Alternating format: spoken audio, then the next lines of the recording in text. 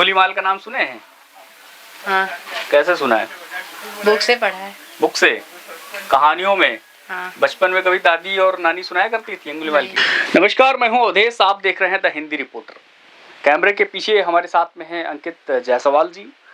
आज हम बहुत ही ऐतिहासिक जगह पे खड़े हैं। ये जगह कभी प्राचीन काल में कौशलपुर की राजधानी के रूप में जाना जाता था। ये श्रावस्ती जो है जनपद है और ये नेपाल के सीमा से सटा हुआ ये क्षेत्र, हिमालय की तलहटी में बसा हुआ क्षेत्र। बस भगवान बुद्ध ने, ऐसा कहा जाता है कि यहाँ पे 25 वर्षावात अपने यहाँ पे व्यतीत किए थे।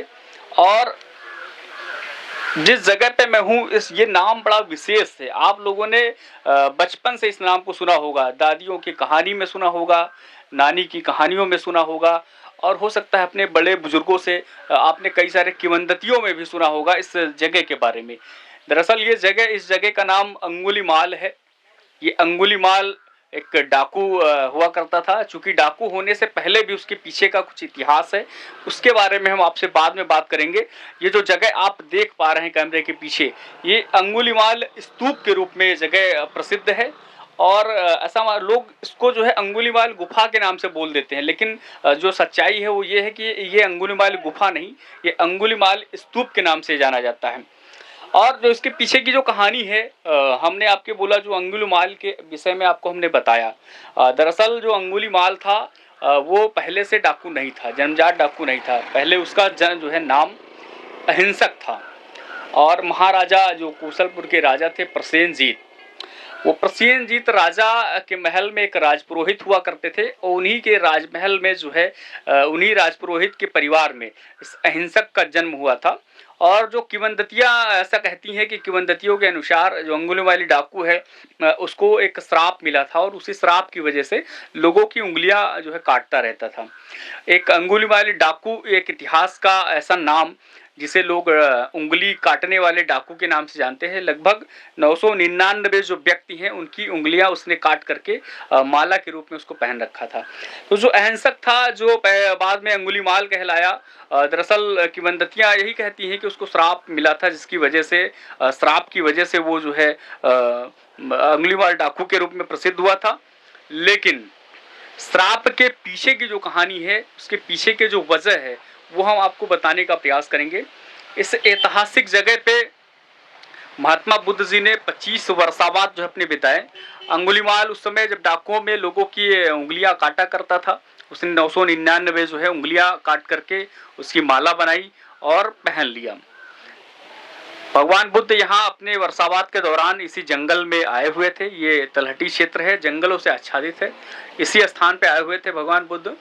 लोगों ने उनको श्रावस्ती में जो आतंक था अंगुलीमाल, उसके आतंक के विषय में लोगों ने बताया। भगवान बुद्ध ने मुस्कुराते हुए कहा, ठीक है, कोई बात नहीं। और वो अपना जो है रास्ता चलते हुए चले गए।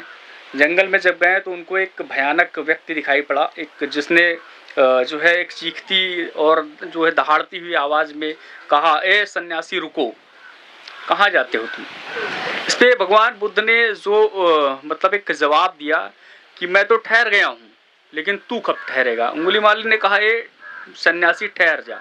तो ऐसे में भगवान बुद्ध जी ने कहा कि मैं तो ठहर गया हूँ, लेकिन तू कब ठहरेगा, ये बता मुझे।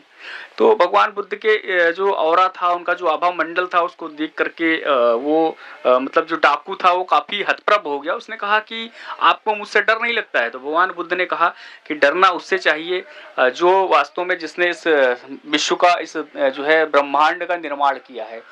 आपसे मैं क्यों डरूं, किस बात के लिए डरूं?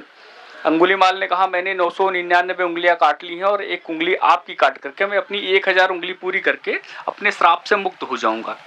लेकिन भगवान बुद्ध ने कहा, ठीक है, आपसे मैं एक बात पूछता हूँ, आप यदि उसको कर पाए तो बताइए जो है।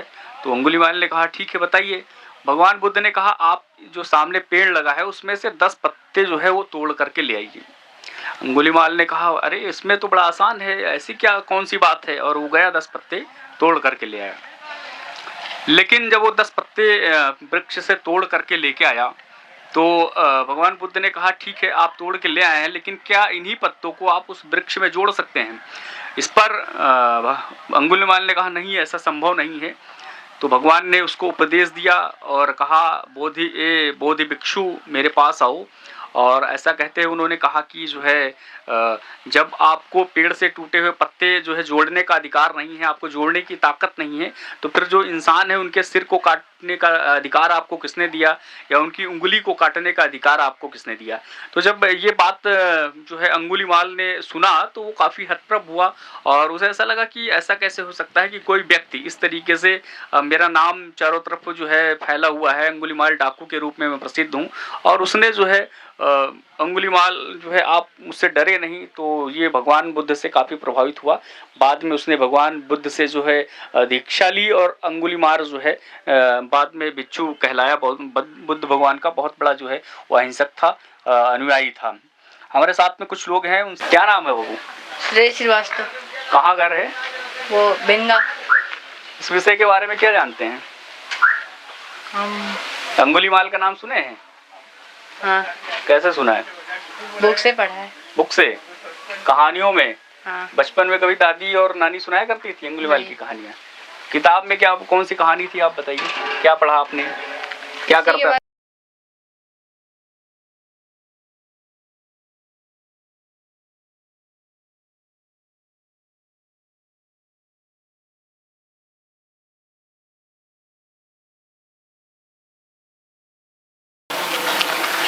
इस वक्त हम जिस जगह पे खड़े हैं उसे महेट के नाम से जाना जाता है।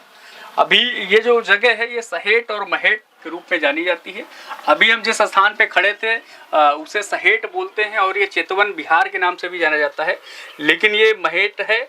और पक्की कुटी अंगुलीमाल इसको बोलते हैं। ये अंगुलीमाल की गुफा के रूप में लोग इसे जानते हैं।